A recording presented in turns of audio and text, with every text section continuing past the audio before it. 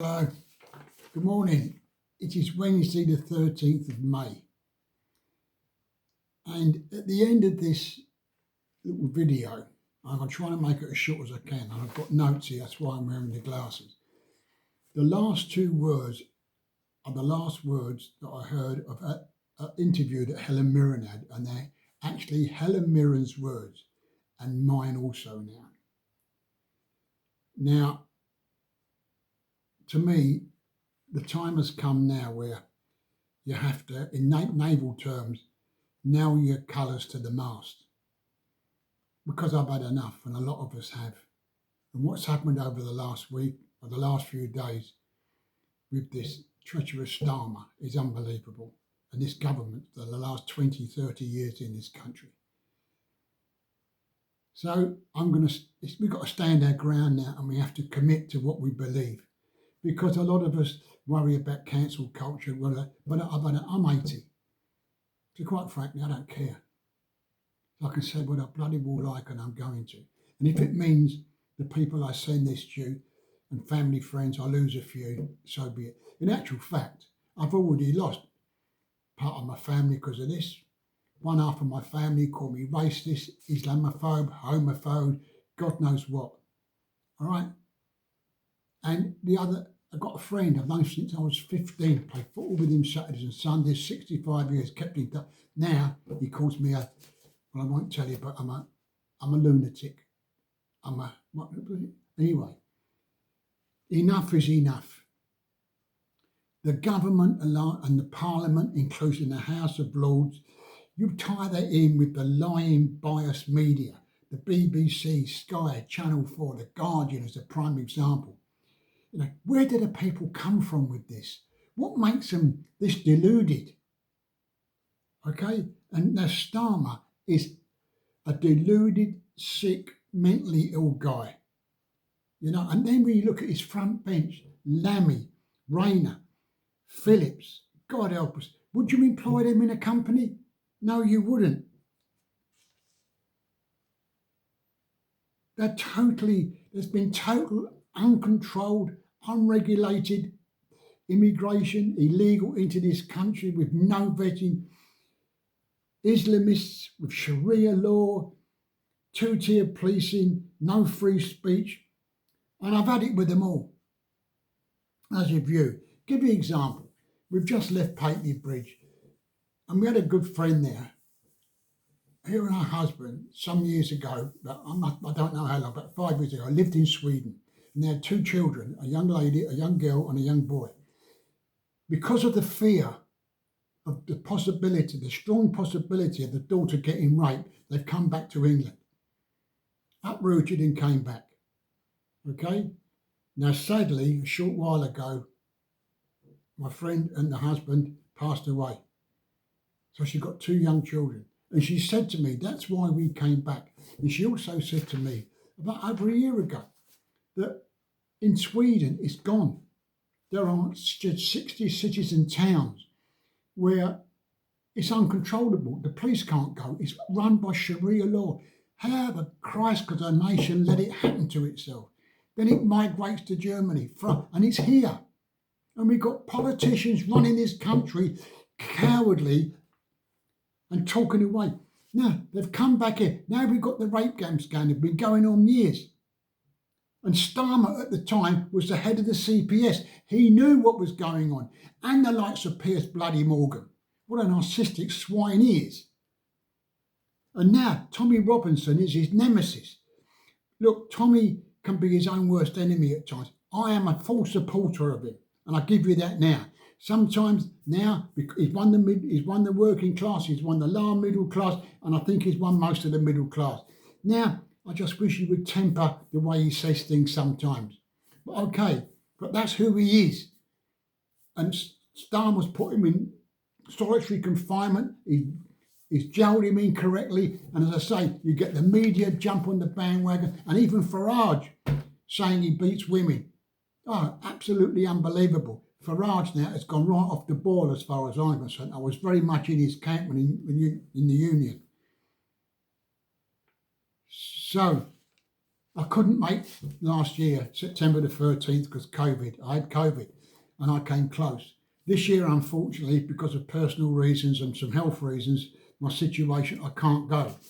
So some of the money I would have spent, I have donated to them, and I'm going to put some more, not all the money, but I'm going to send what I can afford because I believe in it. So he calls us, now lately, he calls us far right. All the people that went, the women, the children, the families, the average working class, the average middle class, you're far right. So your grandmother's far right. I'm far right. You're far right. Do you know far right is a Nazi?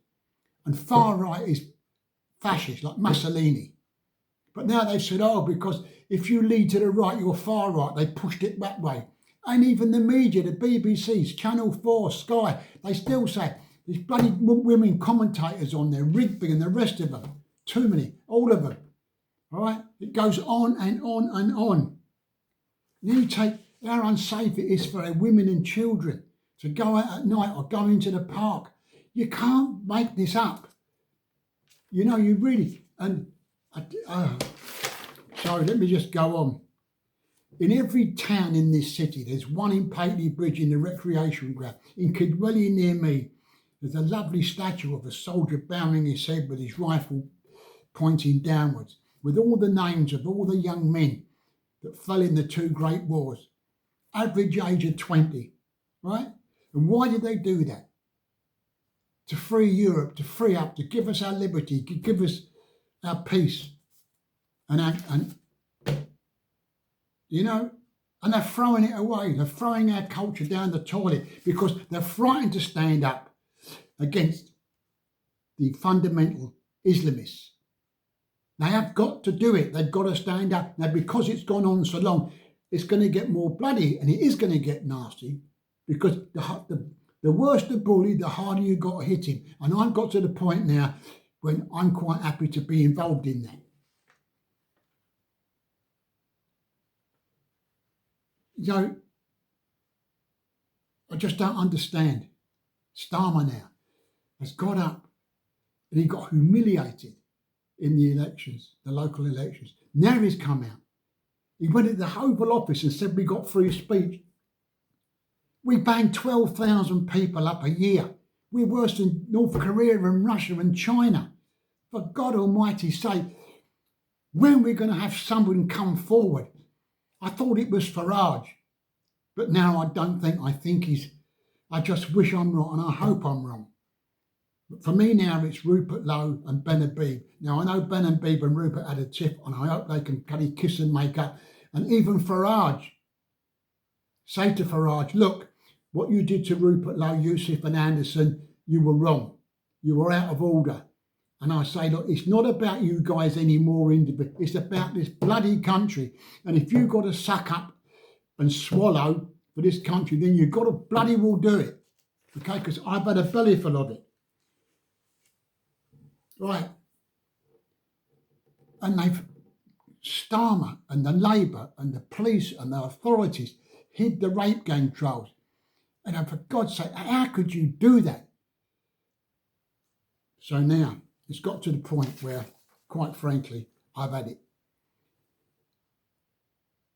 And if there was a call to arms, because I tell you, if we don't get someone in power like Churchill, and I think Rupert Lowe's the closest to it, or Ben Habib at his side, I really do believe that.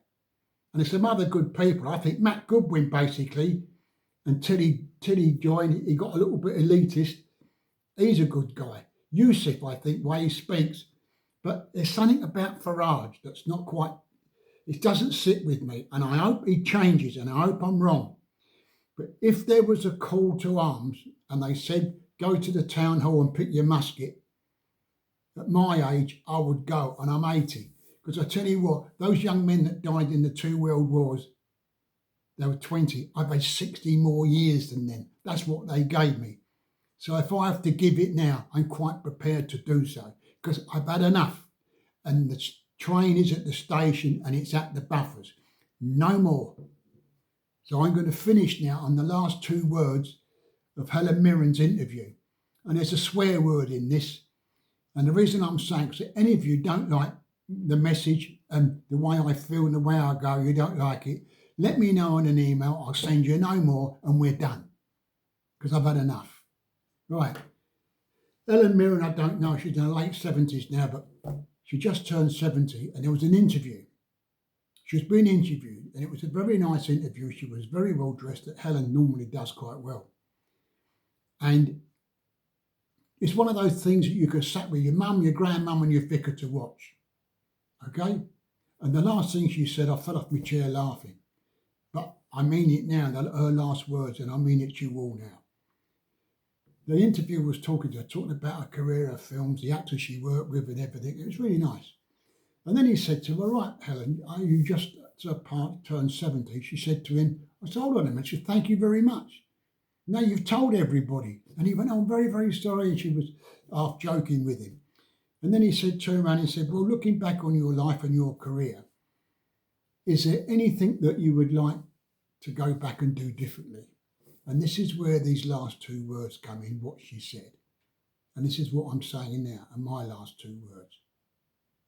He said, again, he says, is there anything you'd like to have done differently? And she said, yes, there is. And he said, what's that? She said, I wish I'd have told more people to fuck off.